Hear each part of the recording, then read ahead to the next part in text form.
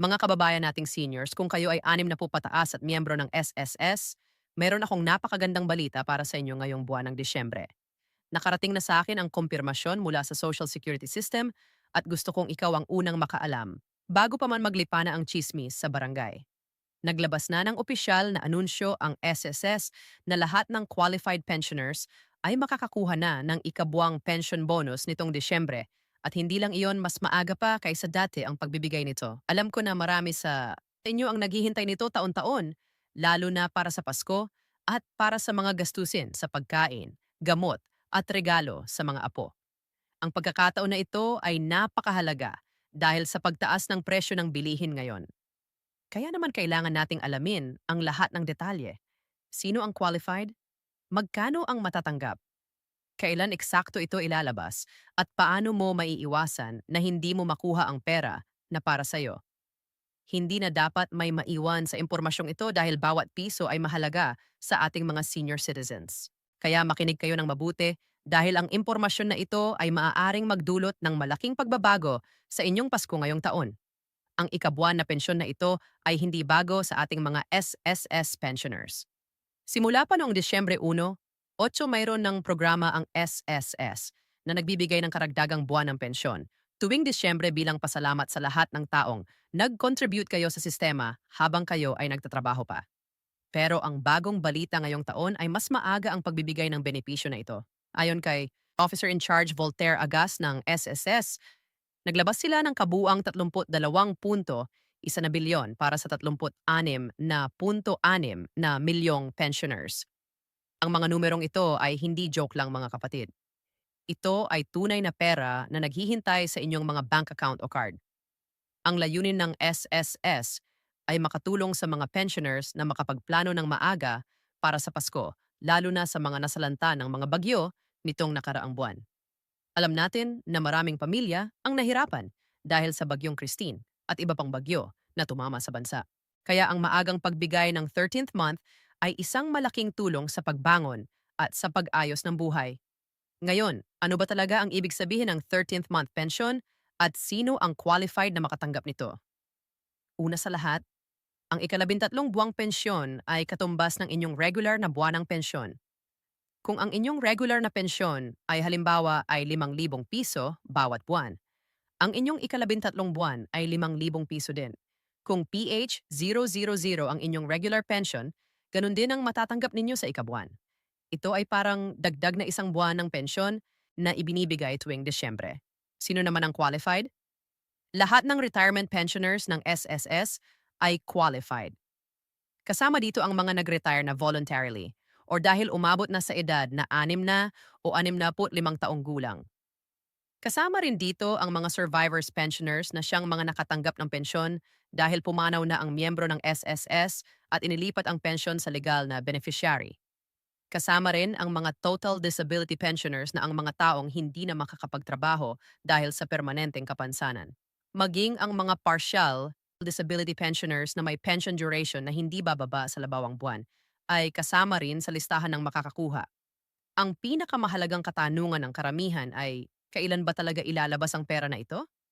Marami na akong nakausap na pensioners na hindi sigurado kung kailan nila makukuha ang kanilang 13th month. Kaya linawin natin ito ngayon. Ang SSS ay nagsimula ng maglabas ng ikalabintatlong buwang pensyon at Desyembre pensyon noong Nobre 2024. Oo, tama ang inyong narinig noong nakaraang linggo pa. Ang unang batch na nakatanggap ay ang mga pensioners na ang date of contingency ay nahuhulog sa una hanggang ikalabinlima ng buwan. Kung kayo ay napabilang dito, dapat nasa inyong account na OID card na ang inyong pera. Ang kabuuan ng halagang nilabas sa unang batch ay sinabilyon para sa 2 sinamilyong pensioners. Ang pangalawang batch naman ay inilabas noong Disyembre 424 at ito ay para sa mga pensioners na ang date of contingency ay nahuhulog sa hanggang sa huling araw ng buwan.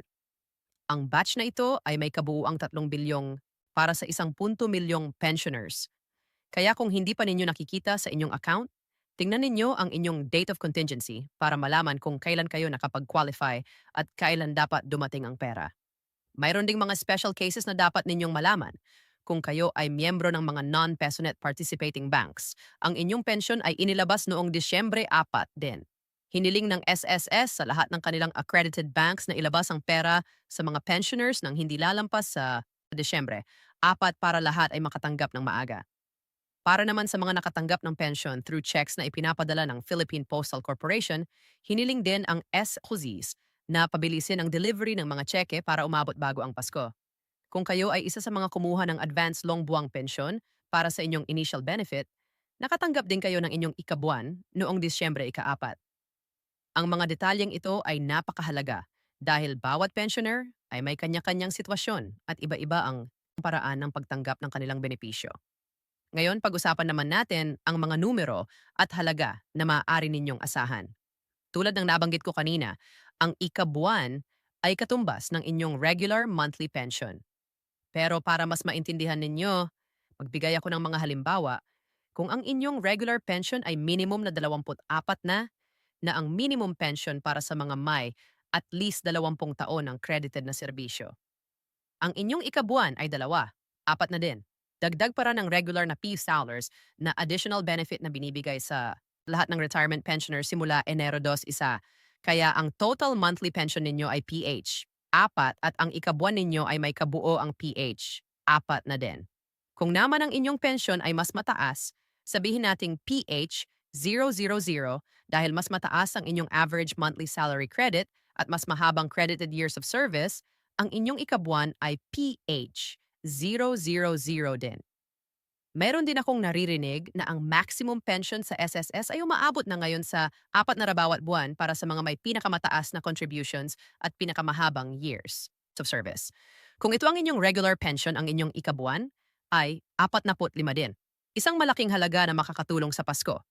Pero tandaan din na may mga special computation para sa iba't ibang uri ng pensioners. Ang mga total disability pensioners ay tumatanggap ng 13th month pension na katumbas din ng kanilang monthly pension. Pero hindi kasama sa computation ang medical allowance. Ang medical allowance ay hiwalay at hindi kasama sa 13th month computation. Para naman sa mga dependent children na tumatanggap ng dependent pension, ang computation nila ay 10 ng monthly pension ng retirado at 50 piso. Alin man ang mas mataas. Kung may 5 kayong dependent children na qualified, ang bawat isa ay tumatanggap ng 10. Pero limited lang sa 5 ang maximum na dependent children na pwedeng makatanggap. Ang mga dependent children na ito ay dapat legitimate, legitimated, legally adopted, or illegitimate child na hindi pa umabot sa 21 taong gulang. O kung lampas na ng dalawat is ay dapat congenitally incapacitated o permanently incapacitated habang minor pa at hindi kayang mag-support ng sarili. Ang mga detalyeng ito ay importante para maintindihan ninyo kung magkano talaga ang matatanggap ng buong pamilya. Maraming pensioners ang nag-aalala kung may ibabawas ba or may CL back sa 13th month pension. Makinig kayo dahil importante ito. Sa normal na sitwasyon, walang ibabawas sa inyong 13th month pension kung wala kayong utang sa SSS. Pero kung mayroon kayong outstanding loans tulad ng salary loan or calamity loan, may posibilidad na may ibabawas mula sa inyong pension. Ang deduction na ito ay regular na ginagawa tuwing may monthly pension payment at ang 13th month ay hindi exempted dito. Kaya kung may utang kayo na 5 piso bawat buwan, ibabawas pa rin yan sa inyong 13th month. Ang magandang balita ay kung ang utang ninyo ay galing lang sa calamity loan, mas lenient ang SSS at mas mababa ang interest rate lalo na sa bagong revised guidelines nila na nag-lower ng interest rates no, sa 7%. Mayon ding mga special cases kung saan may ibabawas sa pension. Kung mayroon kayong overpaid pension dahil hindi na report na pumanaw na ang dependent, employed na ang dependent, or nag-asawa na ang dependent, ibabawas iyon sa monthly pension at maaaring apektuhan din ang 13th month. Kaya importante na i-update ninyo lagi ang SSS tungkol sa status ng inyong mga dependents para iwasan ang overpayment at ang stress ng pagbabayad pabalik ng sobrang natanggap. Pag-usapan din natin ang tungkol sa tax implications ng ika-13 month pension. Ito ay mabuting balita para sa inyong lahat. Ang 13th month pension ay hindi taxable. Walang binabawas na buwis dito dahil ang SSS pension, kasama na ang 13th month, ay exempted sa income tax sa ilalim ng Expanded Senior Citizens Act. Basta kayo ay senior citizen na may edad na 60 pataas At ang inyong annual taxable income ay hindi lumalampas sa poverty level na tinutukoy ng National Economic and Development Authority, exempted kayo. At dahil ang karamihan ng SSS pensioners ay umaasa lang sa pensyon at walang iba pang malaking kita, hindi na kayo kailangang mag-alala sa buwis. Ang ibig sabihin, ang buong halaga ng inyong ikabuwang pensyon ay mapupunta direkta sa inyo. Kung 5,000 piso ang nakasulat, 5,000 piso ang matatanggap ninyo. Walang deduction para sa withholding tax. Ito ay isa sa mga benepisyo ng pagiging senior citizen sa Pilipinas, kasama na ang 20% discount sa mga gamot, pagkain sa mga restaurant, at iba pang serbisyo. Kaya samantalahin ninyo ang mga benepisyong ito dahil yan ay karapatan ninyo bilang senior citizen na nag-contribute sa bansa ng maraming taon. Ngayon, paano naman kung hindi pa ninyo natatanggap ang inyong 13th month pension kahit nakalampas na ang inyong expected date? Mayroon akong mga tips para sa inyo. Una, tingnan ninyo muna ang inyong UMID card kung enrolled ba ito as ATM or kung meron kayong enrolled na bank account sa Disbursement Account Enrollment Module or DM sa MySS portal. Kung hindi enrolled ang inyong UMED o wala kayong disbursement account, hindi makakapag-deposit ang SSS ng inyong pensyon at posibleng delayed ang pagdating ng inyong pera. Pangalawa, i-check ninyo sa MySS account ninyo kung ano ang inyong date of contingency. Ito ang PETSA na ginagamit ng SSS para malaman kung kailan kayo dapat magkaroon ng pension payment. Kung ang date of contingency ninyo ay ika ng buwan pataas, ang inyong batch ay dapat na-release noong Disyembre ika-4. Kung una hanggang ika-5, dapat na una kayo noong Nobyembre ika-11. Pangatlo, pumunta sa nearest SSS branch ninyo kung talagang hindi dumating ang pera after ilang araw mula sa expected date. Dalhin ninyo ang inyong valid ID, UMID card, at anumang proof of membership sa SSS. Huwag kayong mahihiya magtanong sa mga kawani ng SSS dahil trabaho nila na tumulong sa inyo. Mas mabuti nang magtanong agad kaysa maghintay ng matagal at mamiss ninyo ang inyong pera. May mga hidden benefits din na hindi alam ng maraming pensioners na gusto kong ibahagi sa inyo. Una, ang additional PH 000 na monthly benefit na simula Enero 2, 17 ay hindi lang one time, ito ay lifetime. Benefit na patuloy na matatanggap ninyo tuwing buwan hanggang sa inyong buhay. Maraming pensioners ang hindi aware na kasama ang PH 000 na ito sa kanilang 13th month computation. Halimbawa, kung ang inyong base pension ay 2 at 4 na dagdag ang PH 000, ang total monthly pension ninyo ay 3 at 4 na, at iyon din ang inyong ikabuan. Pangalawa, kung mayroon kayong dependent children na qualified, ang dependent pension ay nasiseparate sa inyong regular pension at pwede rin itong may ikabuan na bayad, depende sa computation. Pangatlo, kung kayo ay qualified para sa 5 taong garantisadong panahon, meaning kung pumanaw kayo sa loob ng 6 na buwan mula sa simula ng buwan ng pensyon at walang primaryang benepisyaro. Ang sekundaryong benepisyaro ninyo ay tumatanggap ng lump sum na benepisyo na katumbas ng balanse ng 5 taong garantisadong panahon. Ang mga ganitong provisions ay madalas na hindi alam ng maraming pensioners. Kaya importante na basahin ninyo ang inyong SSS records at tanungin ng SSS kung ano pa ang mga benepisyong pwede ninyong makuha. Para sa mga gustong mag-maximize ng retirement income, meron akong mga payout strategies na pwede ninyong gawin. Una, kung kayo ay 60 taong gulang at separated from employment, pwede na kayong mag-file ng retirement claim.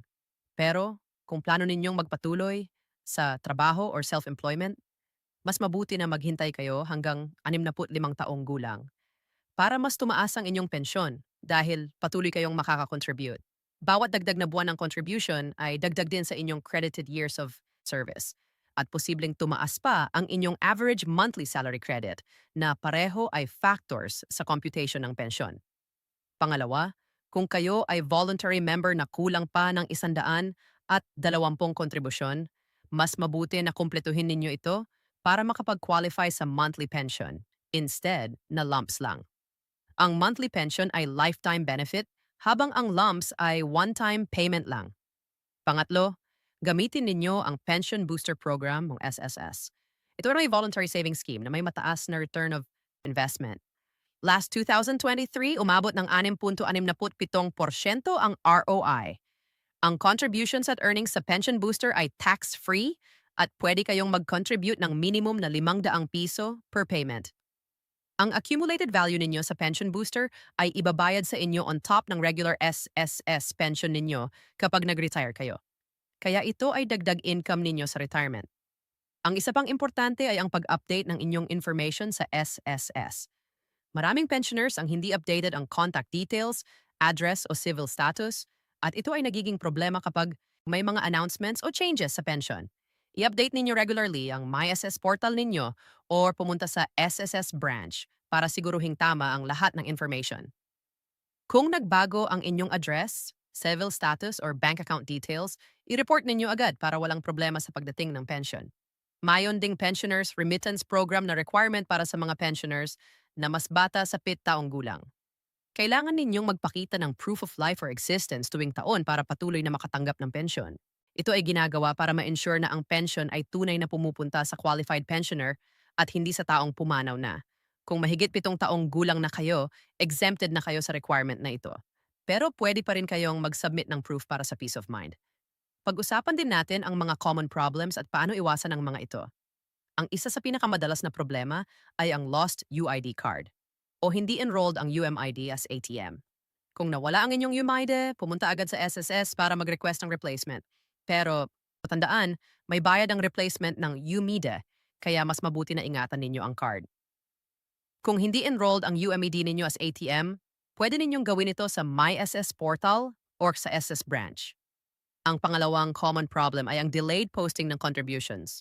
Kung nag-contribute kayo as a voluntary member at hindi pa na-post sa system, hindi kayo makaka-qualify agad sa mga benefits. Kaya siguraduhin i-check ninyo regularly ang contribution records ninyo. At kung may problema, i-report agad sa SSS. Ang pangatlong common problem ay ang hindi pag-update ng beneficiaries. Kung pumanaw na ang spouse ninyo or ang dependent child ninyo ay employed na o nag-asawa na, i-update ninyo agad ang SSS para hindi kayo ma-overpay at para hindi kayo mangailangan na magbayad pabalik ng sobrang natanggap. Sa pagtatapos, gusto kong ipaalala sa inyong lahat na ang ikabuwang pensyon ay inyong karapatan bilang SSS pensioner. Hindi ito gift lang o bonus na pwedeng hindi ibigay. Ito ay mandated benefit na nakatakda sa batas simula pa nung 8. Kaya huwag kayong mag-atubiling kunin ang inyong pera dahil yan ay para sa inyo. Kung mayroon kayong mga tanong o concerns, huwag kayong mag-alangan na tumawag sa SSS Hotline 1455 o mag-email sa ussats.gov.ph. Pwede rin kayong direktang pumunta sa SSS branch para sa personal na tulong. Samantalahin ninyo ang Pasko na ito para gawing special ang celebration ninyo kasama ang pamilya. Ang ikabuwang pensyon ay nakakatulong na makabili kayo ng pagkain para sa Noche Buena, regalo para sa mga apo, o simpleng makakain kayo ng masarap na handa. Pero huwag rin ninyong kalimutan na magplano para sa hinaharap. Kung kaya magtabi ng konti para sa emergency fund o para sa mga gastusin sa susunod na taon. Ang buhay ng senior citizen ay hindi madali, pero sa tulong ng SSS pension at ng inyong matalino na pagplano, mas magiging komportable ang inyong pagtanda. Merry Christmas sa inyong lahat, mga kababayan. Naway maging masaya at blessed ang inyong Pasko at bagong taon. Ingat lagi at samahan kayo ng Diyos sa lahat ng inyong pinagdadaanan. M.